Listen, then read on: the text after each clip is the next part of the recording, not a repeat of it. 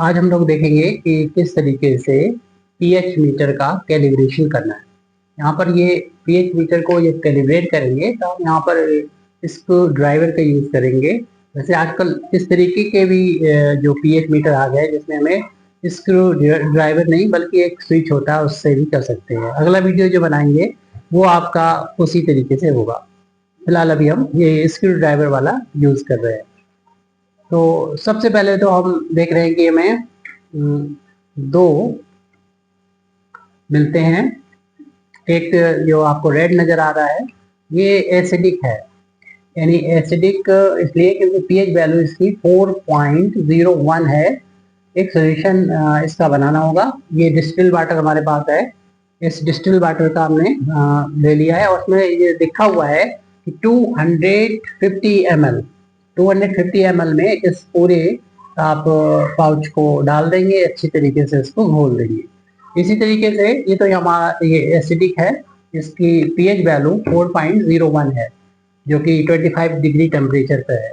Temperature जो change हो अगर है तो उस हिसाब से पीएच वैल्यू आप उतनी मान के चले जो उसके पीछे इसमें सारा लिखा है। 15 डिग्री टेम्परेचर पर 0.01 का डिफरेंस यहाँ पर दिखाया गया है शुरू में, और फिर नेक्स्ट 15 डिग्री जब होता है तो 0.002 का डिफरेंस पता चलता है इतना टेम्परेचर होने पर। तो कोई खास टेम्परेचर में बदलाव होने से वैल्यू में चेंज नहीं होगा, फिर भी आप इसे कंसीडर करना चाहें तो कर सकते हैं साइंटिफिक लेवल पर।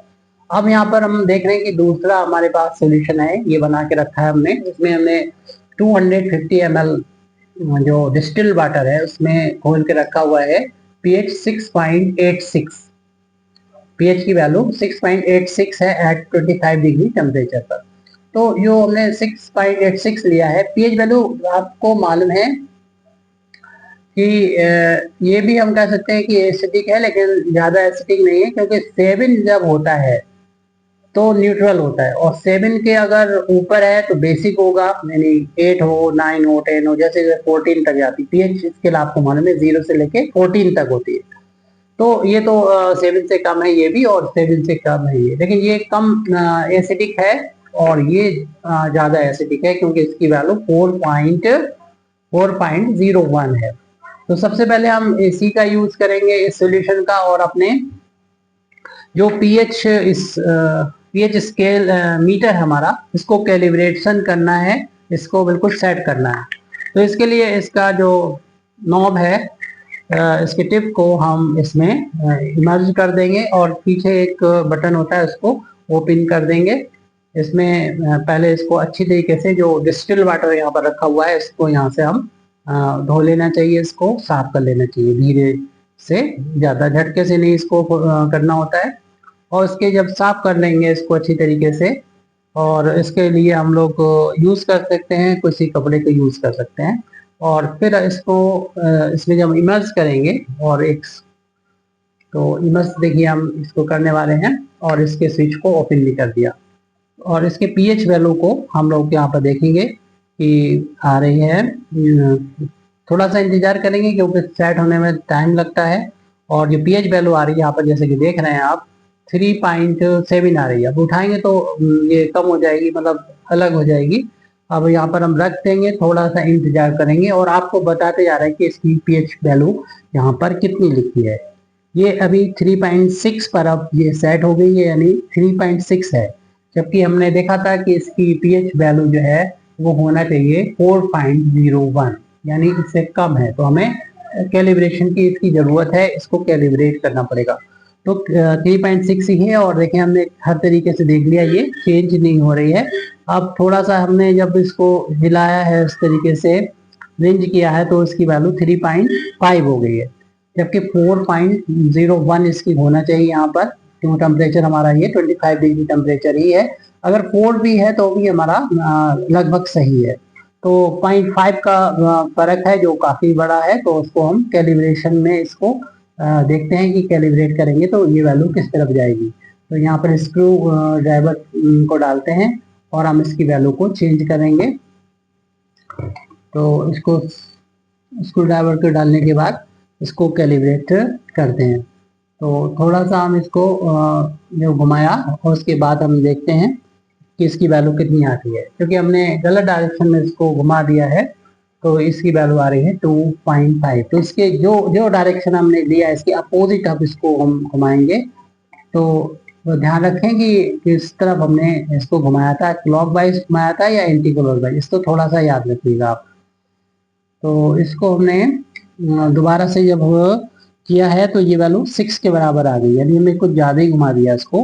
तो थोड़ा थोड़ा करके घुमाना था क्योंकि हमें 4 लेके आना है, इसमें इतना करना है कि 4 आ जाए। तो अब हम धीरे धीरे इसको घुमा रहे हैं। ये 5 आ चुका है, 6 हो गया था, 5 आ चुका है। अब हम बहुत ही स्लोली स्लोली इसको टर्न कर रहे हैं और अब 4.2 आ गया। अब थोड़ा सा और हमें इसी डायरेक्शन में घुमाना है। 4.2 आ चुका है। अब इसमें आप मेरी बात को मान रहे होंगे, क्योंकि अगर हम दिखाएंगे तो थोड़ा डिस्टरबेंस बढ़ेगा। 4.2 इसमें रीडिंग आ रही है, जिस तरीके से आपका जो घड़ी होती है उस तरीके के नंबर आ रहे हैं। और हमने 4.4 आ गया है। अब शायद हम इसको घुमा रहे हैं अब एंटी क्लॉकवाइज।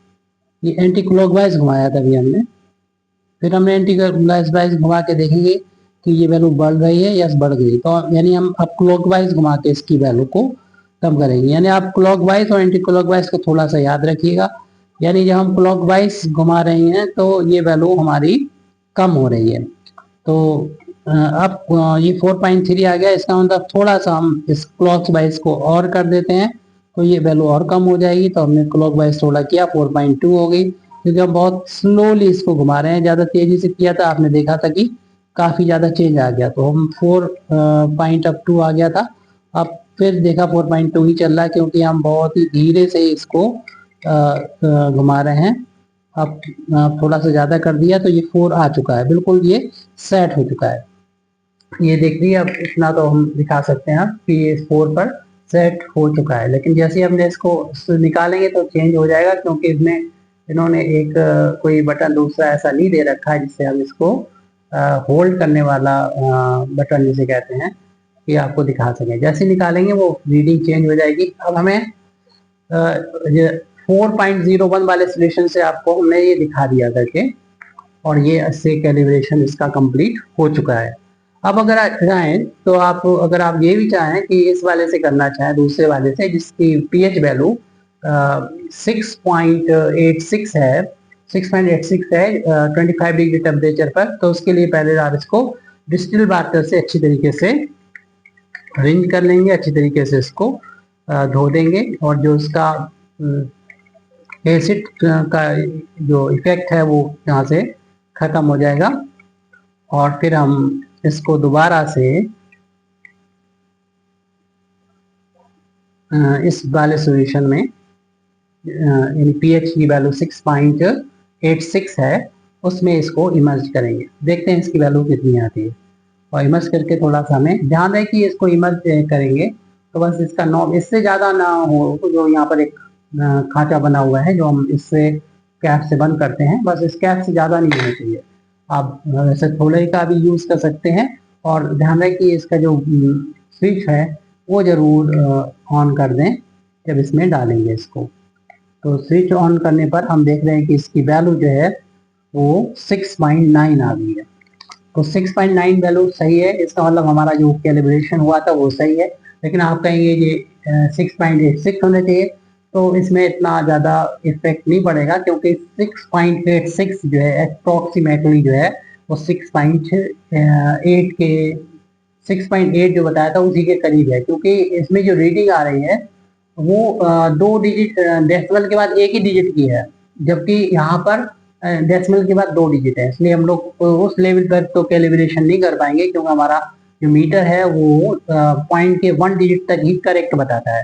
तो 6.8 इसमें भी है और 6.8 जो है हम देख रहे हैं कि अगर आपको दिखाई दे रहा हो इसमें तो 6.8 इसमें भी है। यानी हमारा इस मीटर का कैलिब्रेशन हो चुका है। और 2-3 महीने के बाद भी उससे आप इसका अगेन कैलिब्रेशन कर सकते हैं टाइम टाइम पर। बस ध्यान रहे कि इसको अच्छी तरीके से यूज़ करने के बाद डिस्टिल वाटर में इसको इमर्ज करके इसको धो लेना चाहिए। और फिर आप इसका आगे की और भी चीज़ें हैं, यानी इसको हमारा जो पीएच मीटर है इसको कहाँ रख सकते हैं, क्योंकि इसको हम ऐसे सूखे में नहीं रख सकते हैं। अगर सूखे में रखेंगे तो इसकी नॉब खराब हो जाएगी, यानी इसकी टिप खराब हो जाएगी। इसको ज़्यादा झटका से भी नहीं, झटकना भी नहीं चाहिए, तो इस चीज़ को थोड़ा सा ध्यान रखना है। अब नेक्स्ट वीडियो में आपको बताएंगे कि किस तरीके से इसकी नॉब को किस सोल्यूशन में रखना है, ताकि ये आपका जो पीएच मीटर है बहुत ही ज़्यादा टाइम तक जाए और स्विच ऑफ करना इसका ना भूलें। इस तरीके से हमारा इसका कैलिब्रेशन कंप्लीट हो जाता है। नेक्स्ट वीडियो में हम लोग फिर मिलते हैं।